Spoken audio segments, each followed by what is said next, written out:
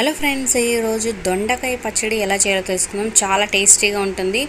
దొండకాయలు పండిపోయినా చాలా బాగుంటుంది అనమాట. ఉల్లిపాయలు చిన్న చిన్న ముక్కలు కట్ చేసి వేసుకుంటే ఇక సూపర్గా ఉంటుంది. నెయ్యి వేసుకుంటే ఇంకా అదృష్టం అని చెప్పొచ్చు. మరి ఎలా చేయాలో తెలుసుకుందాం.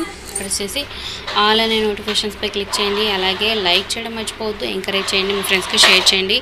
ముందుగా దొండకాయలు తీసుకోండి. లైట్గా పండినా పర్వాలేదు, చట్నీ మాత్రం టేస్టీగానే ఉంటుంది. సో ముందుగా ప్యాన్లో ఆయిల్ హీట్ చేసుకొని పోపు వేసుకుందాం.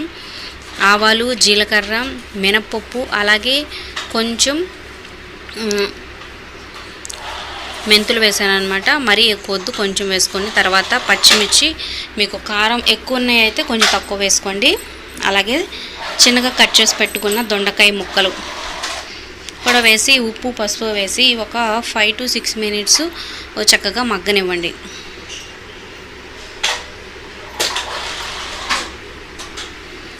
వాటర్ పోసుకుంటే కొంచెం వాటర్ పోసుకొని మూత పెట్టుకోండి, మెత్తగా మగ్గుతాయి.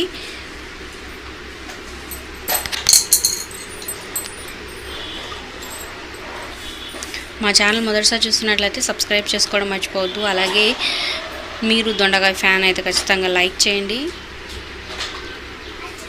సో మూత పెట్టి ఎంచినాక మరీ ఎక్కువ మెత్తగా అయిపోవాల్సిన అవసరం లేదు, చట్నీ కాబట్టి. అసలు కొంతమంది పచ్చివే చేసేస్తారనమాట.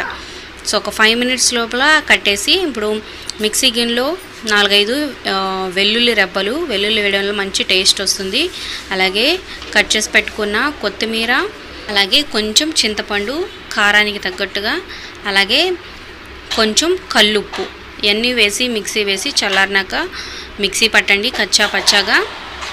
వెల్లుల్లి ఎక్కువ వేసుకోవడం వల్ల మంచి టేస్ట్ కూడా వస్తుంది.